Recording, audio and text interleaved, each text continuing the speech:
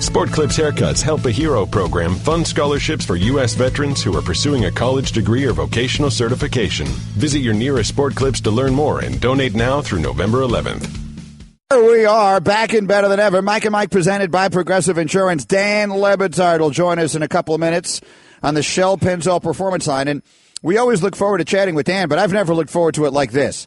Because Miami and Notre Dame go head-to-head Saturday night, 8 Eastern on ABC. Game day is going down there. They'll be at Coral Gables on Saturday morning. This is the biggest game these two legendary rivals have played in decades. It's the first time they meet in a matchup where both are ranked since 1990. And so I'm looking forward to this. And Golic has agreed to get involved in another wager. Jim Kelly just texted me. So he wants in on the bet, too? Jim Kelly, again, my first on-the-field experience with him. He was his last year at Miami. It was my true freshman year. We went down there, got drubbed, by the way. I got in at the end of the game, and he was playing. And next time I saw him, I got drafted by the Oilers 4 years later, and he was down there playing for the Houston Gamblers, and we've known each other extremely well through the years. He said, I'll bet you 6 big, nice, juicy ribeye steaks for the winner of the game. Am I jumping in on that? Well, yeah, that one you can certainly do. I'm very inclined to pay off bets like that because there's no humiliation involved or anything like that. And it's just I'm betting. I'm going to bet Le Batard. I'm going to bet. I know Fiegels is going to come up with something. And now Jim Kelly's jumping in. All right, Jim, you're on. You're on. All right, so you got that going with 6 ribeye steaks. So here's the thing, though, because with Le Batard, you're not going to do something that involves just buying each other something. No. We need something humiliating. So Blaine, again, is the one who I think has the idea. The loser needs to give Stugatz a massage. No. Then, how about this? Wed Night Waterboy tweets at us, how about the loser gets a massage from Stugatz? So let me ask you a question. Yeah. Would you rather massage Stugatz or be massaged by Stugatz? No, I would rather be massaged because I could just I'd have my mind go somewhere else. You know, I don't know.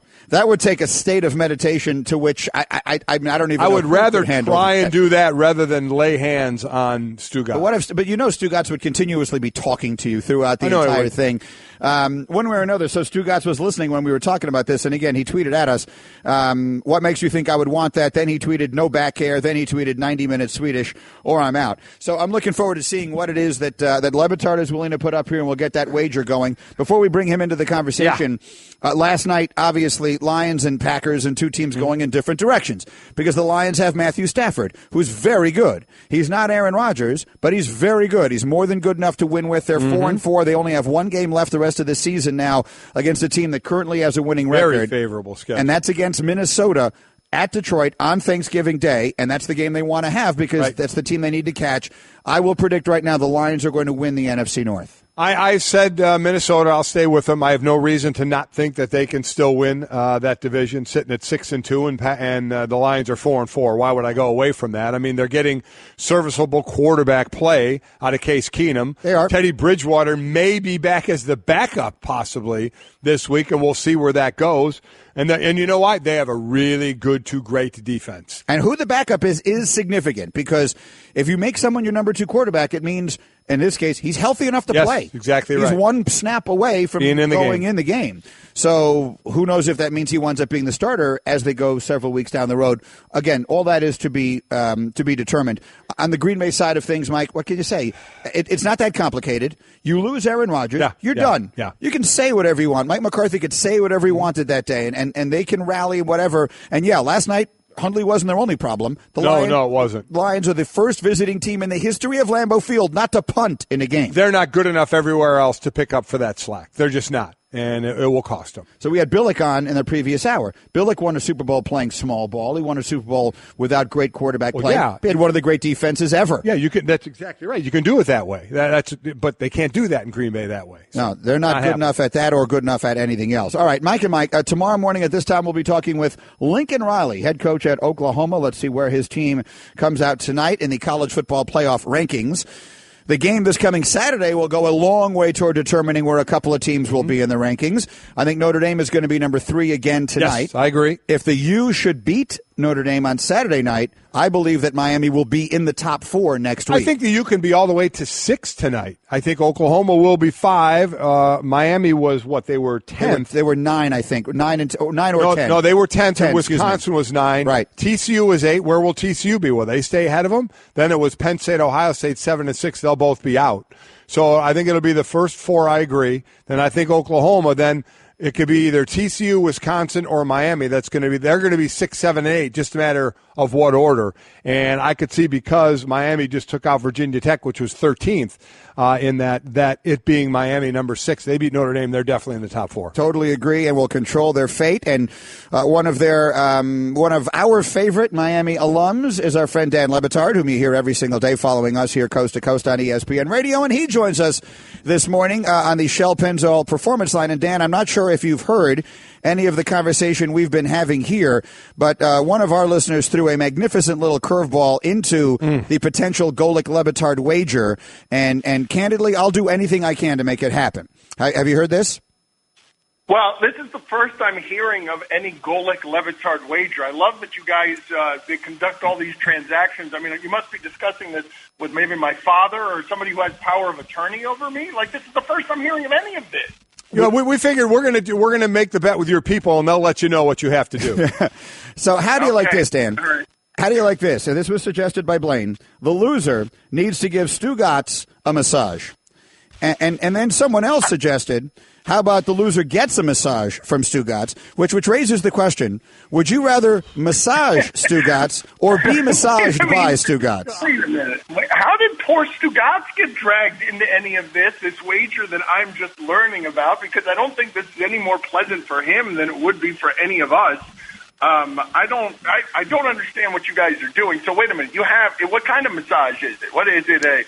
Is it a nude massage? What kind of massage? Stu Gatz did chime in on this. Yeah, believe me, Stu Gatz is living for this. He's texting me as we're having the conversation 20 minutes ago, and he tweeted, 90 minutes Swedish or I'm out. Yeah. Oh, for the love of God, this guy. He just wants to be near and around your show. He just wants to be near your microphones. He wants it to be Stu Gatz PN instead of ESPN. Unbelievable, this guy. What would you guys, I don't even think Miami's going to win this game. Like, why am I supposed to? So I'm just wagering because I went to school there? Oh, wait, you're going down that road? You don't think Miami has a chance in this game? What do you mean down that road? Nobody consulted with me on a wager. Nobody asked me what I thought. You guys just went straight to radio wager that has me being nude massaged by Stu Gatz. Yeah, pretty much. That's right. Yes, correct. Yeah. Or massaging him, or one way or the other. Him. Yeah. We have. Or another person said we could be the loser is chained to Stu Gatz for 24 hours, which includes, of course, bathroom runs and showers. All right, let me explain something to you guys. You guys would object to the coach, all right? You guys would object to the coach who comes in and demands to have his system implemented no matter who his players are or how their skill sets are different from whatever his philosophies are. You guys have jammed the idea of a radio wager into this segment, and you don't care what happens or who or what anyone thinks or what anyone believes about the University of Miami. You just want a wager that involves someone getting a nude massage. Like, you have gotten out of control, and somebody needs to discipline you people. Well, Dan, do you realize I was nude and had a picture taken of me, nude, oiled down? I mean, this is where we go. This is what we do. I know, but no. What you do, what the starting point has to be disagreement, and then a wager is formed. What you guys are doing is you're starting with the wager, and then you want me to go ahead and decide that okay, Golic, I'll bet you on this game. I'll take Notre Dame. Now where are we? Dan Le Batard with us. By the way, you should also know that we are now programming your show, because earlier today, when this conversation first arose and we were debating, I said to Golic, would you rather massage Stu Gatz or Dan Le Batard? We got into a debate over who we would perceive to be hairier between the two of you, and we said that we would like that to go up on your poll, and sure enough, it is on your poll now. Yes, it is. It is on your poll right now. It's a good question. At Dan Le Batard Show, who's hairier, Dan or Stu Gatz? Yeah. One of the great misconceptions about me, I'd like to correct this now. I'm glad that you've given me this mighty Disney platform to do so. I am not hairy. People think I'm hairy. People look at me. I guess they sort of see someone that should be hairy. I am not a hairy person. So if we can clear that up now, I'd appreciate that. I'd like to get that out there. And just so you're with him every day, sitting by him, Stu Gatz is extremely hairy. Well, he's just an ape. He's like second or third on that evolution chart. Like, he's not totally wherever the end of it is. Whenever it goes from knuckle dragging to it goes from ape into sort of forming human, that's where he is. But you should know that in one of his texts to me, he wrote no back hair. I don't know if that's true or not, but we actually asked Guillermo to put it on the poll, and he listened. It is on your poll right now, and I'm assuming at 1 o'clock today, or 10 to 1, when you read the results of all the polls, we'll find out if most of the listeners believe Dan or Stu Gatz is hairier. I'm actually casting my vote right now, and I can tell you that I feel like I'm in a bizarro world, okay? Because you're sitting here putting these polls up on ridiculous things about who's hairy and who's not hairy, and I'm sitting here wanting to talk about how Notre Dame's offensive line is the most dominant thing I've seen in the sport this year. No. There's zero chance we're talking about any sports with you, Levitar. What are you talking about? Yeah, exactly right now, you should know 54% of the people who have voted believe you are hairier than Stu Gatz.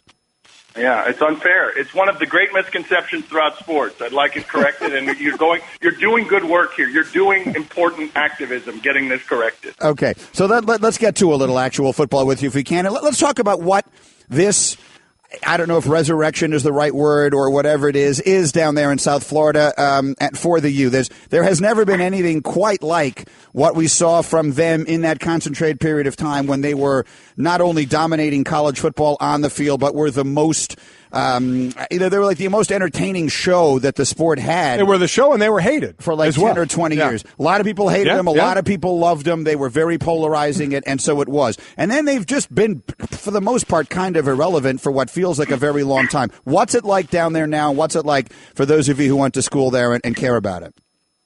I mean, you could make the argument that this is the biggest game in 15 years in Miami because they have the route set where they could get to the Final Four. Everything has been maxed out this season. They've played above their heads. I don't think they're as good as their record is, but now everything is set up, so they've got Notre Dame coming into their place at night in a place that you saw last week isn't the easiest place to play at night, I guess, because I don't have a lot of sample for big games at night in that place, but now, you know, this program doesn't feel like those other days when you were talking about where they had, you know, everyone was going to get drafted, and they were Alabama. That's what they were for that period of time. This isn't that.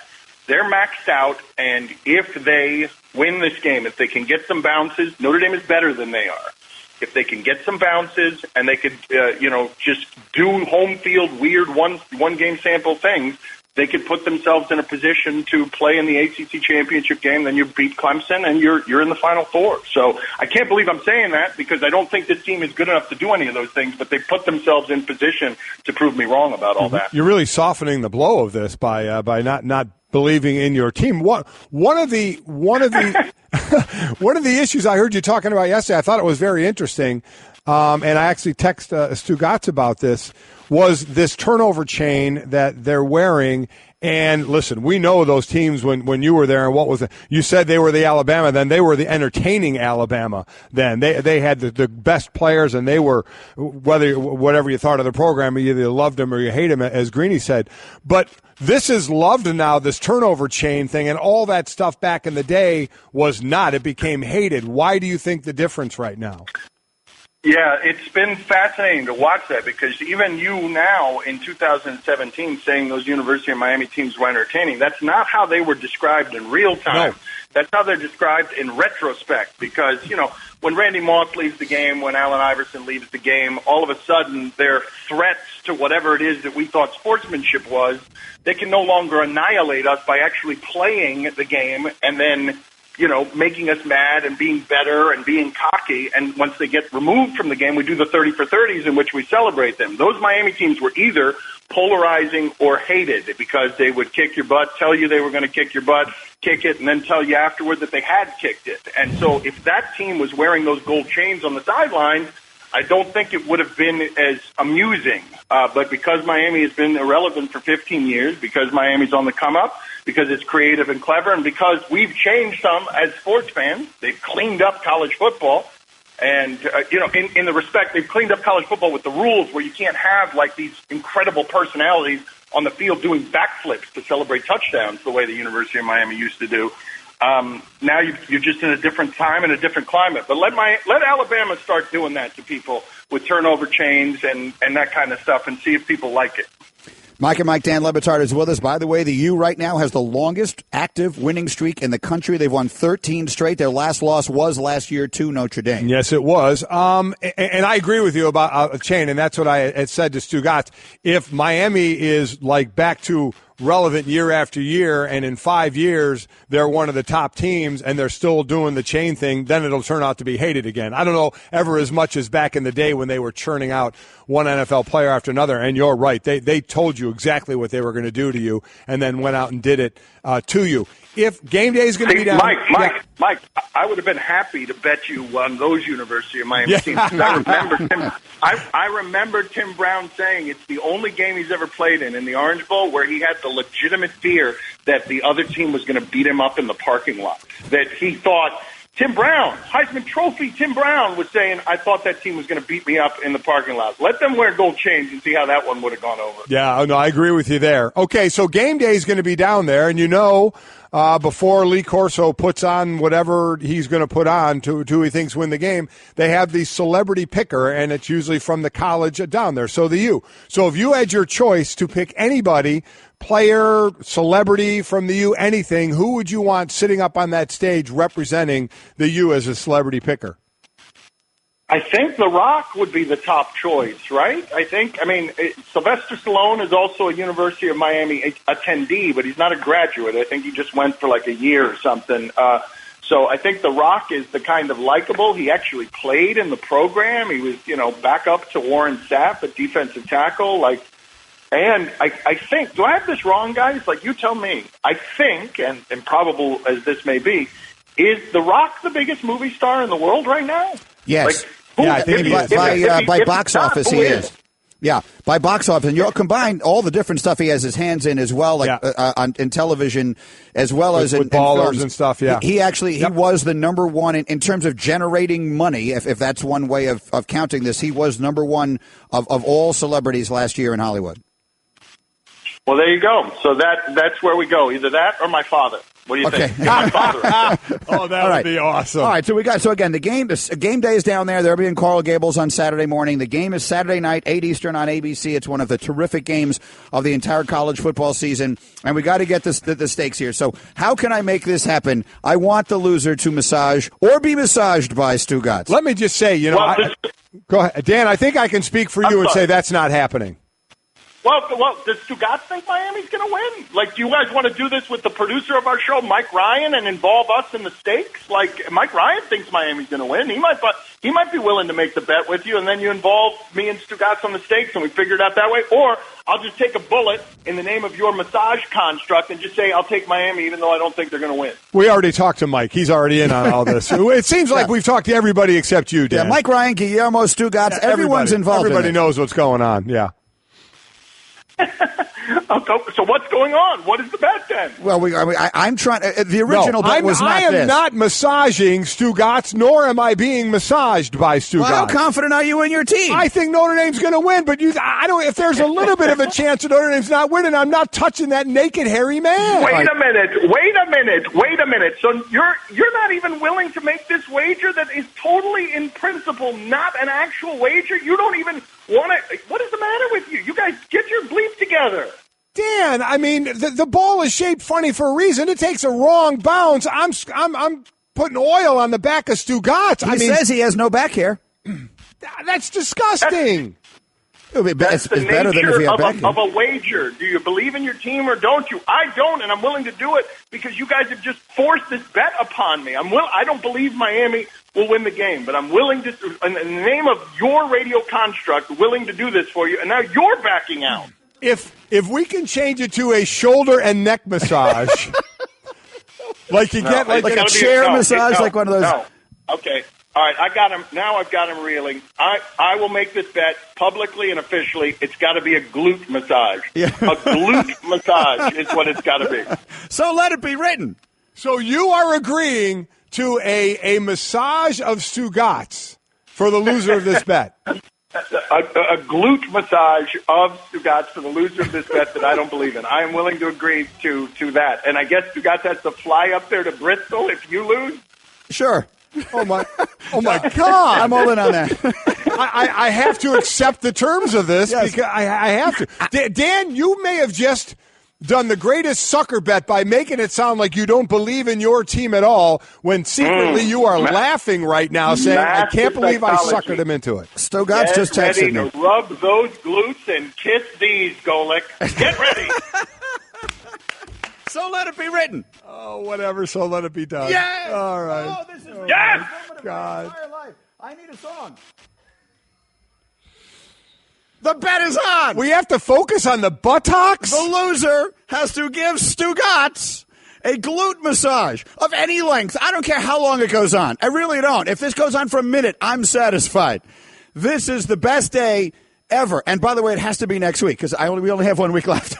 So we got to get I was going to say, Dan, we could throw in if I lose the bet, the show gets canceled. But that's already canceled. Already happened. What punctuation on the greatest sports radio vehicle in the history of ESPN and sports radio for you guys to go out with the punctuation being Golic massaging Stugotz's glutes. Oh, my God. Someone send me one of those turnover chains.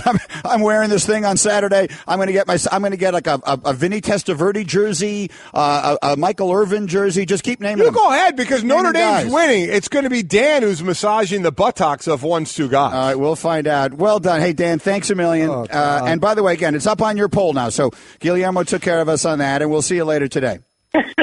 Nobody in America says Guillermo funnier than you do. You struggle with the L's linked together in Spanish. It's funny. Well, when I was a kid, yo sabe que Guillermo no tiene. I understand how the L's are pronounced in Spanish, but I don't know, for some reason that's just the way it comes out.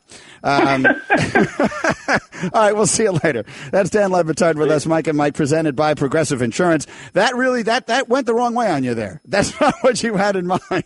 I feel sick. I don't know how you allowed that to happen. I think Dan absolutely suckered me into that. But here's the thing, though. You think Notre Dame is going to win. I do. So it'll be fabulous. We'll get to sit back and watch. I thought Notre Dame was going to beat Northwestern. Okay? Yeah. I was oiled up looking like Kim Kardashian. Yeah, how'd that turn out for me? I'm going to go get, in the break here, I'm going to go get the Golic butt photo bobblehead, and it's going to sit on the desk now for the remainder of the show.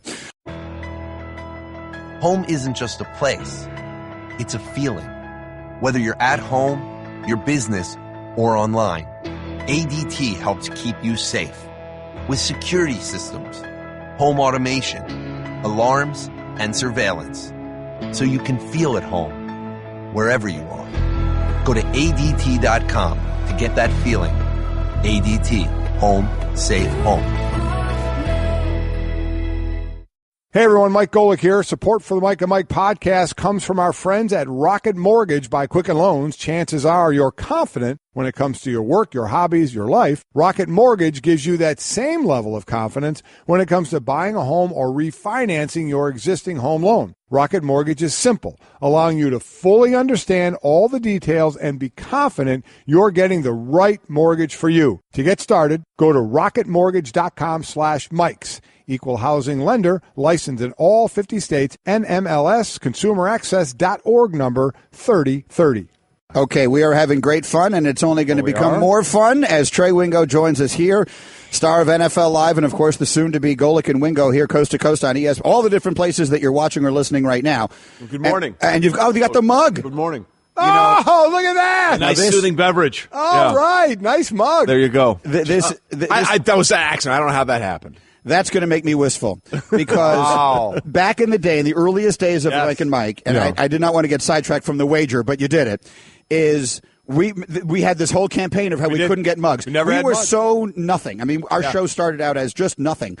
And so we had no merchandise of any kind, and we launched a campaign saying we're a morning show. And remember, I would say, what do we need? Mugs. And mugs. What don't we have? Mugs. And here you are, and you haven't even started yet. I didn't even know that. Now I feel terrible. No, I don't feel terrible. I don't at all. Rub it in. Hold on. Let me. This is a really good mug. Take a sip from that Golic Wingo mug. I like that. Oh, my goodness. That's the best beverage I've ever had. All right. The only thing that makes me feel better is that if Miami beats Notre Dame on Saturday night, we just established. Can I just say? Go.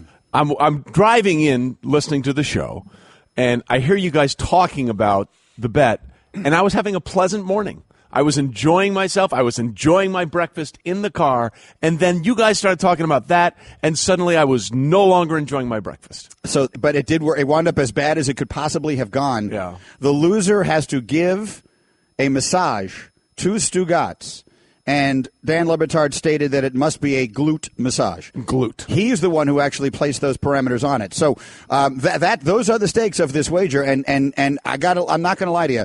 I'm bringing in as much Miami stuff as I possibly can now. This would be the greatest goodbye present I could ever possibly ask for. Why did you agree to this? I think Dan suckered me, and Dan started it all off by saying... Did he say very nice things about Stugatz's glutes? No. Basically, he was like, I don't think Miami has a chance. Everybody's building this game up. Notre Dame is a better team. I think Miami has had a few lucky bounces their way to find themselves into that position. He's playing the long con. So he was kind of doing that. He's playing the long con. And then is what he's kind doing. of right at the end of it, he was like, you know what, just for the fun of this, I'll agree to the bet. So Golic, really, you can't back out if I'm going to agree to it.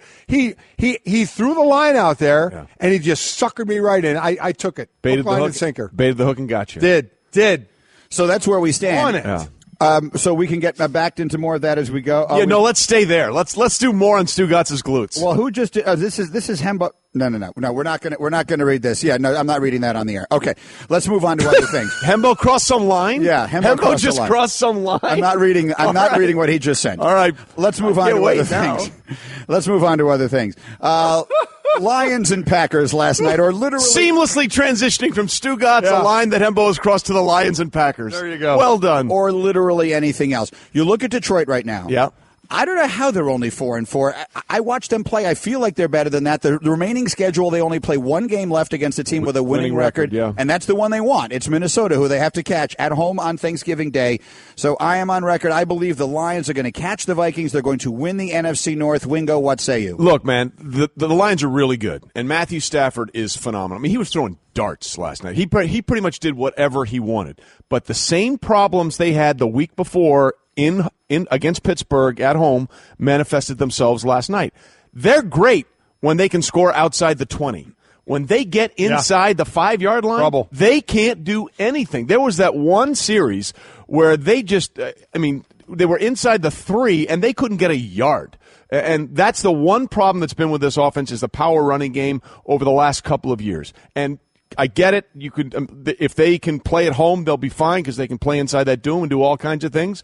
But there are going to be times, especially in the postseason, if they get in, that they're going to have to manufacture a running game somewhere outdoors where it's cold on the road, and that eventually may be their undoing. And they have that win against Minnesota already in Minnesota. That certainly helps them. But I'm with you. I mean, that's the only thing. That's the fly in the ointment for them. I agree. They have serious red zone right now, 27th. They struggle there. 3 points instead of 7. That's going to cost you at some point.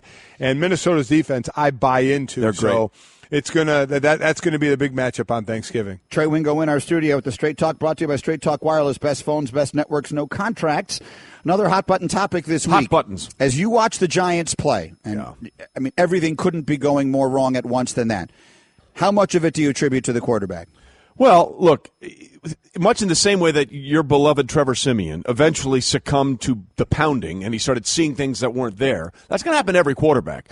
A lot of that is based, in my opinion, on the offensive line. If the offensive line isn't playing well, then eventually the quarterback's not going to play well, and he's going to start, as people say, start seeing ghosts, right? Things that aren't there. You feel pressure that isn't there. So listen. Obviously, Eli Manning is not playing up to his best standards. The question then becomes, do you really believe Geno Smith or Davis Webb gives you a better chance to win a football game behind that offensive line? No, I don't think anybody believes that, but there's a thought process. Do you start to think about turning the page from Eli, give Davis Webb some time to see what you have because you have the big crop of quarterbacks coming out? In your mind, is Eli Manning still the future quarterback of the Giants? No, probably not. If we're being honest about it. But when you say future, 5 years from now? 3 years. Maybe.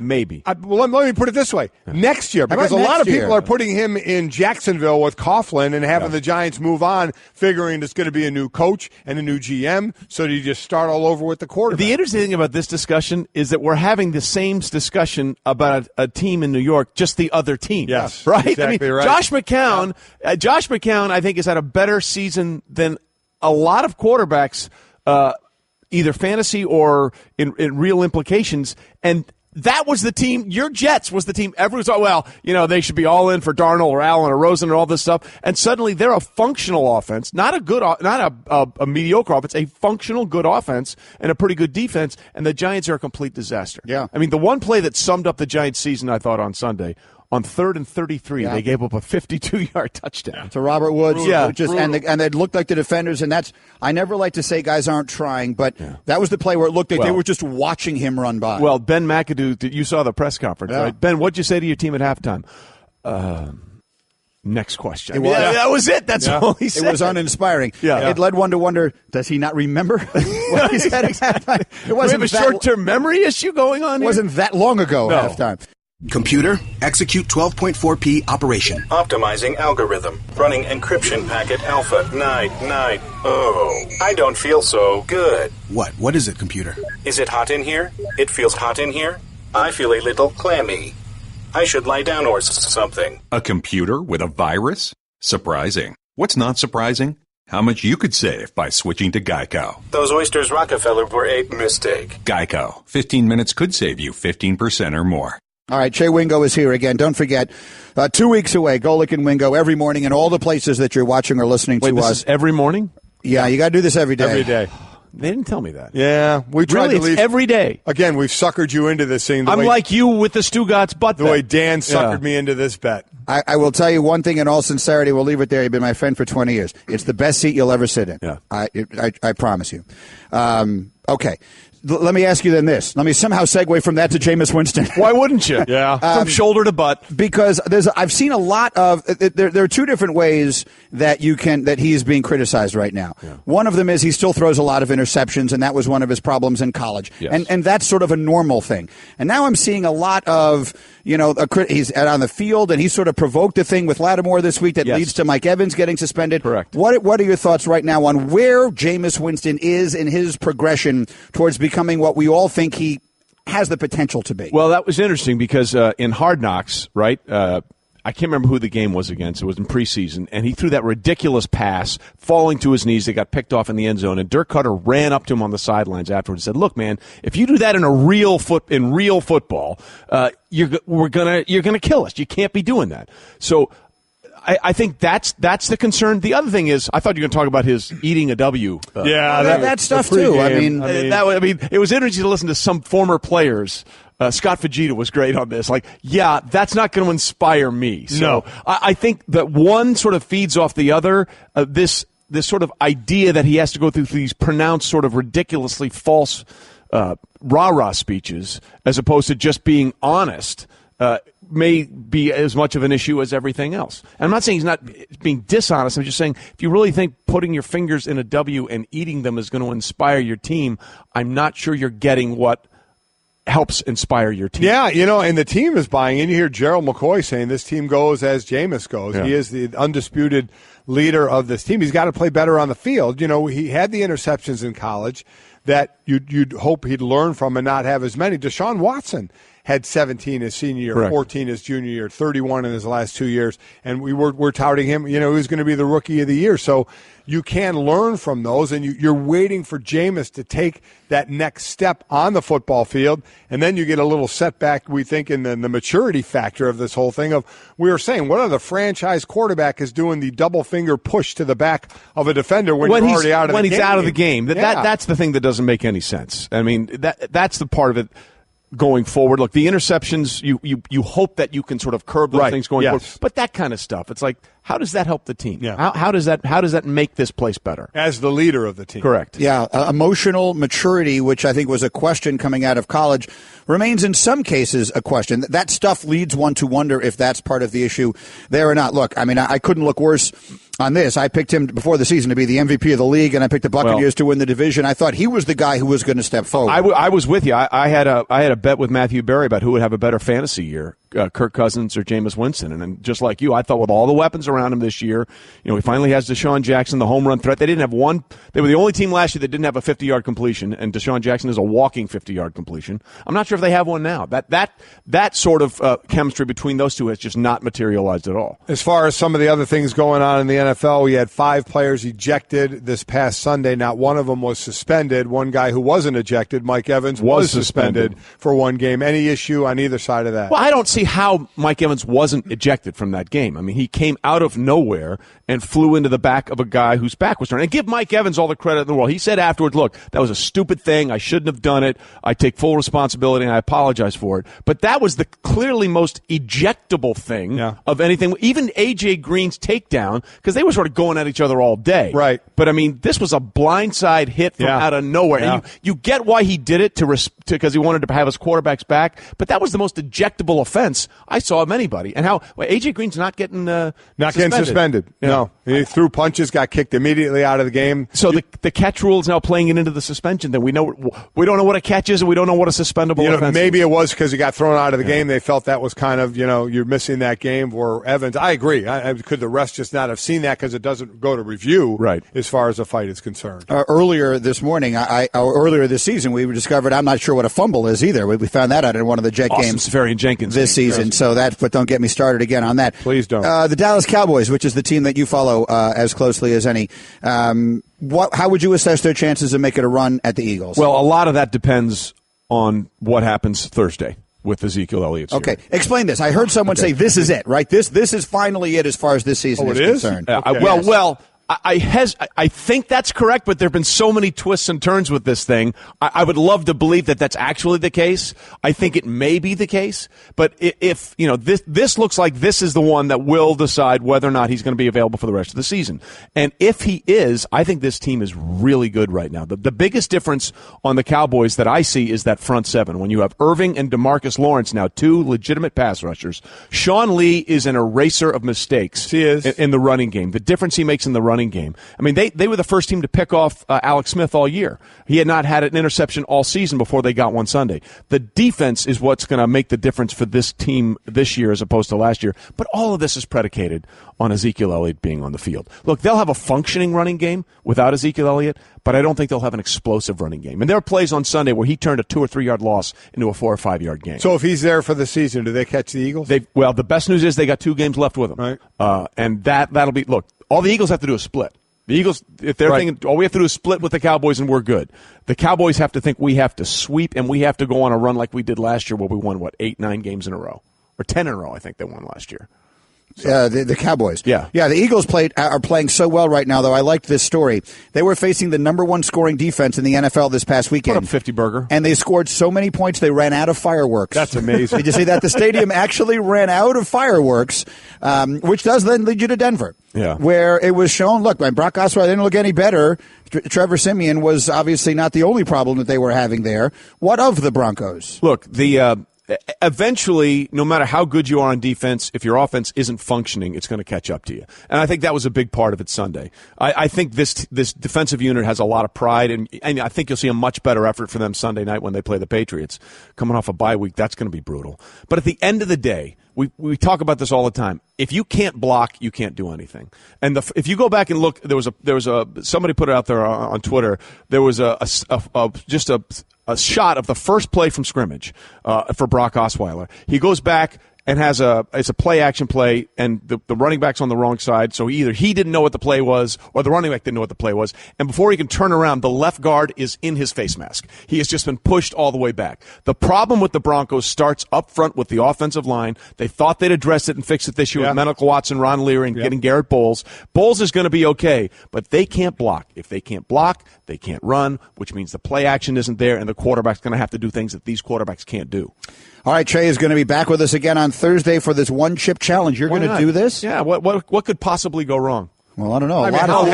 How hot could the chip actually be? Right? Yeah, I went to school in Texas. I know spicy foods. The Carolina Reaper Pepper Challenge, the one-chip challenge you've seen all over the place. We're going to do it, and by we, I mean they. Yeah, you ain't doing it. You're going to do it. Come on, do it with me. Literally what not if Jerry a chance. Seinfeld shows up again? I would rather massage Stu Gotz's butt. Wow. We'll be right back.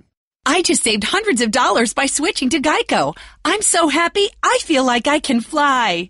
Disclaimer, you will not be able to fly by switching to Geico. This is against the laws of physics and nature. If you find yourself flying, please seek professional and or medical help immediately. In the unlikely event you find yourself flying, you might be a superhero, or a pigeon, or a superhero named Pidgewoman, who was bitten by a radioactive pigeon. If you are indeed Pidgewoman, Geico retains all licensing publishing rights in the event Pidgewoman the movie becomes a top-grossing Hollywood blockbuster. Geico. 15 minutes could save you 15% or more.